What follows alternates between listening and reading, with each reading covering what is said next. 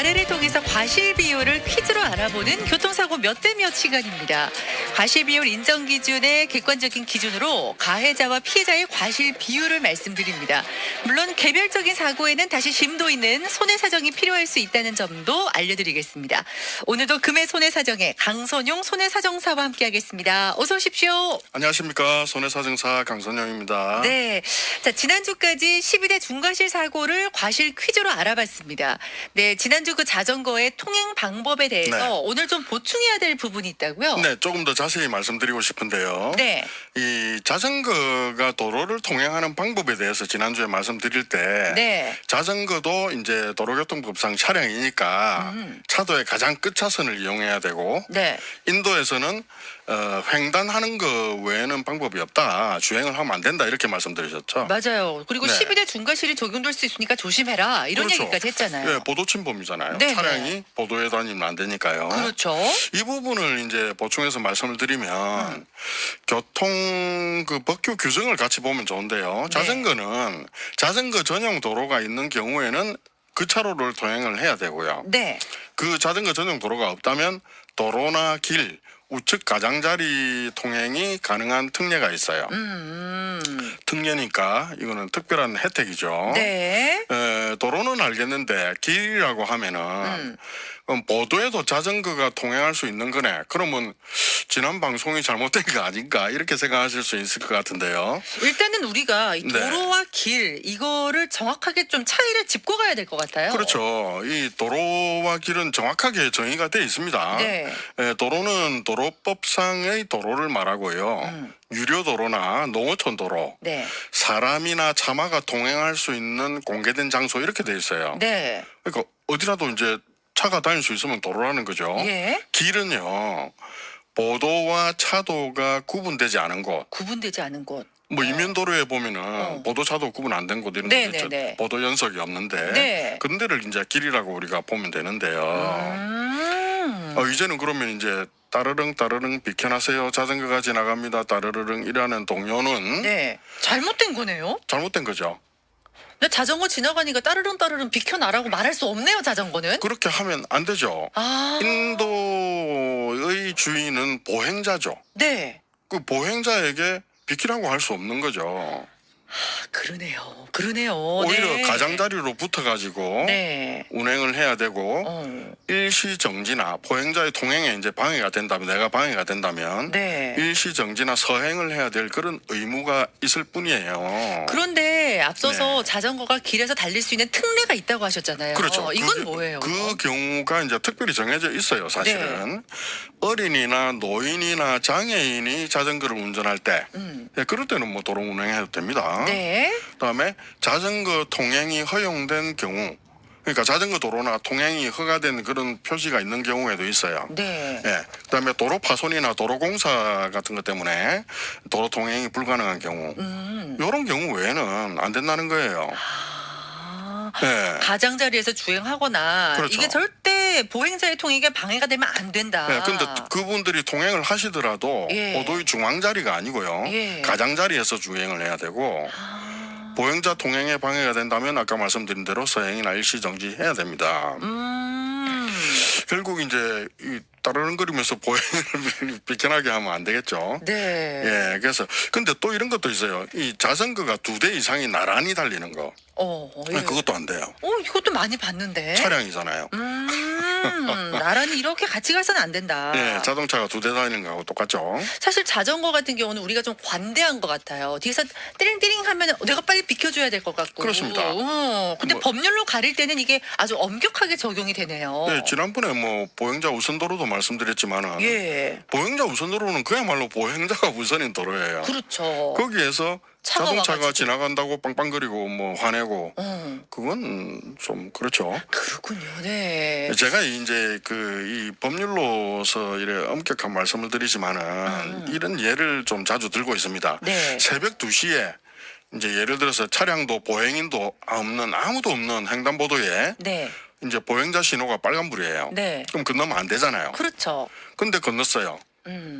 그렇다고 누가 뭐라고 합니까? 그렇죠. 아무 말도 안 하잖아요. 네. 근데 만약에 교통사고가 나게 되면 그게 문제가 된다는 거예요.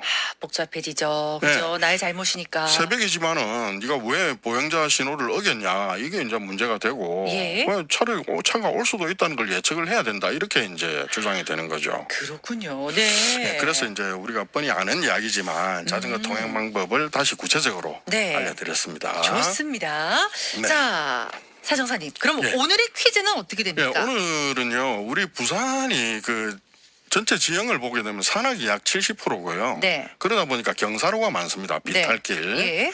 그러니까 도시가 거의 이제 70%가 경사로고 그러니까 산이 많으니까 또 터널이 많이 뚫었고 네. 전국에서 터널 보유 1순위가 부산이죠. 예. 이런 경사로가 많은 우리 부산에서 발생하기 쉬운 과실비율 퀴즈입니다. 네. 자, 퀴즈 드릴게요. 네. 경사로에서 앞지르기 금지 표지가 있습니다. 근데 앞서가는 차량이 너무 천천히 간다 싶었는데 네. 먼저 가라고 또 양보를 해주네요. 아. 그래서 앞지르기를 했어요. 예. 이렇게 앞지르기를 하면 안 되는 장소에서 앞차가 양보해줘서 앞지르기를 하다가 발생한 사고. 이 사고에서 과실 비율은 어떻게 될까요? 하는 퀴즈입니다. 일단은 앞지르기 금지 장소에서 앞지르기 했잖아요. 그렇습니다. 그럼 앞지르기 한 차가 100% 과실인 것 같긴 해요. 근데 예. 앞차가 이렇게 먼저 가세요 하고 또 양보를 했다는 거잖아요. 양보했죠. 이럴 경우에는 또 앞차가 그렇게 할 필요가 없는데 먼저 가라고 이렇게 얘기를 했으니까 그렇죠. 그 앞차에게도 과실이 있어서 한 20대 80, 그러니까 뒷차가 80, 앞에서 양보한 차가 20. 예, 20 정도는 이제 과실이 있다 이렇게 보시는군요. 네. 예, 앞차가 만약에 양보를 한다는 거는 네. 이 앞이 안전하니까 가도 된다는 뜻으로 이렇게 수신호를 해준 거 아닐까요? 그렇죠. 그렇게 이해하죠. 뒷차는. 예, 초월한 차는 그럼 양보에 속은 걸까요? 속은 거네요. 그러면 3대 7. 앞차가 속였으니까. 이게 너무 쉽게 바꾸시는데요. 아닌가요? 예, 이런 사례가 지금 대법원 판례도 있고요. 네. 교통사고 과실 비율 도표에도 나와 있어요. 정답은요. 네. 기본 과실은 100대 0입니다. 100대 0. 뒷차가 잘못했다. 네, 추월한 뒷차가 차가. 100% 잘못했다는 거죠. 아하. 왜냐? 그 앞지르기 금지 구간이니까요. 예. 뒷차가 갑자기 추월을 하려고 한다는 것을 앞차는 전혀 예측할 수 없죠. 그럼 회피 가능성도 없고요. 네. 그다음에 추월 금지 구간인데 설마 추월하는 차가 있겠냐 이렇게 생각을 하기 때문에 예측이 안 되는 거죠. 예, 그러다 보니까 100대 0이 이제 기본 과실인데요. 네. 근데 MC께서 이제 우리 앞차가 양보를 해줘서 추월을 했다는 부분을 조금 이제 깊게 보신 것 같은데요. 네. 그래서 10대 3이라고 말씀을 하신 게 이해는 됩니다만은 대법원 판례가 이렇게 보고 있어요. 네. 앞지르기가 금지된 구간에서 앞 차량이 양보를 했다고 하더라도 예. 앞지르기를 하면 안 된다. 이렇게 판시가 됐습니다. 대법원까지 갔으니까 많은 다툼이 있었겠죠. 그렇군요. 예, 기본 과실 100대 0. 앞서 말씀하신 예측 가능성과 회피 가능성 네. 이게 참 중요하고 이걸 그렇습니다. 통해서 또 현저하거나 중대한 과실이 있느냐를 가지고 감산과 가산을 하게 되는데 네. 그래도 여기는 앞지르기 금지 구간이기 때문에 100대 0이다. 그렇습니다. 아, 네. 예. 자, 그리고요. 예. 근데 이제 우리가 방금 말씀드린 대로 부산은 이제 경사로도 많지만 터널도 이제 전국에서 제일 많은데요. 예.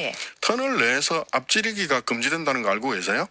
터널 안에서는 앞지르기 안 되죠. 거기는 차선 변경도 저는 안 되는 걸로 알고 있는데. 네, 우리는 뭐 보통 뭐 흔히 하는 말로 추월이라고 말을 하는데요. 예. 터널 안에 자세히 보시면 이제 차선 표시가 흰색 실선으로 되어 있잖아요. 네. 그러니까 앞지르기 금지 장소니까 그렇습니다. 예. 근데 가끔 보면은 터널 아닌데 흰색 점선으로 되어 있는 경우가 보입니다. 네, 이럴 때는 그럼 앞지르기를 해도 되는 것으로 이해할까요?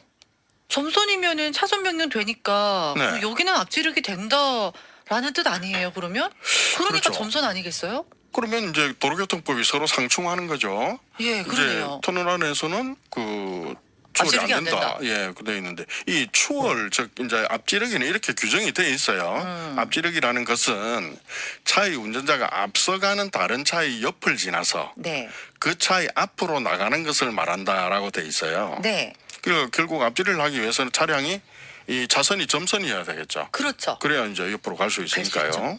그다음에 앞 차량을 추월한다는 것은요. 네. 꼭 그 차 앞을 가서 이렇게 가로막아야 되는 게 아니고요. 예. 옆으로 가더라도 그 차보다 앞으로만 나가면 그걸 앞지르기라고 하는 거예요. 아, 그 차가 2차로로 가고 있더라도 내가 꼭 2차로 앞에서 막는 게 아니라 네. 1차로라도 그 차 앞으로만 가면은 앞지르는 네, 거예요. 그렇게 되면 앞지르기가 되는 거예요. 아, 그렇군요. 그러니까 그럼 뭐 터널에 흰색 점선인데요. 차선 변경을 했습니다. 예. 차선 변경을 하고 앞에가 홍 뚫려 있는데 예. 그 차보다 앞서 나가지 않으려는 사람이 있을까요? 아, 아니요. 할 것 같은데요. 그죠? 왜 점선인데다가? 그렇게 되면은 도로 이 터널 안에 흰색 점선을 그어 놓은 것이 이거 좀 문제네요. 예, 위반을 도리어 부추기는 결과가 돼 버리는데요. 그러네요. 예. 예, 그래서 저도 이제 이 사실을 가지고 도로교통법 관련해서 경찰청에 질의를 좀 해둔 게 있어요. 오, 네. 예, 흰색 점선 차선이 왜 존재해야 되는가? 예. 아주 뭐저 초월 금지인데요. 네. 앞지르기 금지를 오히려 그 위반을 부추기는 것 아니냐. 예. 이렇게 해서 질의를 내놨는데요. 오. 나중에 답변이 오면은 방송으로 함께 공유하도록 하겠습니다. 좋습니다. 도로교통법상의 앞지르기 금지 구역 네. 어딘지를 짧게 말씀해 네, 주세요. 말씀드리면요. 교차로 안, 네. 그다음에 터널 안, 네. 다리 위, 그다음에 도로의 구부러진 곳, 예. 비탈진 고갯마루 부근, 그다음에 가파른 비탈길의 내리막 등에 네. 이렇게 앞지르기 금지 안전 표지가 되어 있는 곳 네. 이렇게 볼 수 있습니다. 거기는 안 됩니다. 네. 자, 오늘도 말씀 고맙습니다. 인사드릴게요. 강선영 손해사정사였습니다. 고맙습니다. 네, 감사합니다. 네, 45분 교통정보 전해드립니다. 시내 도로 상황과 국도 정보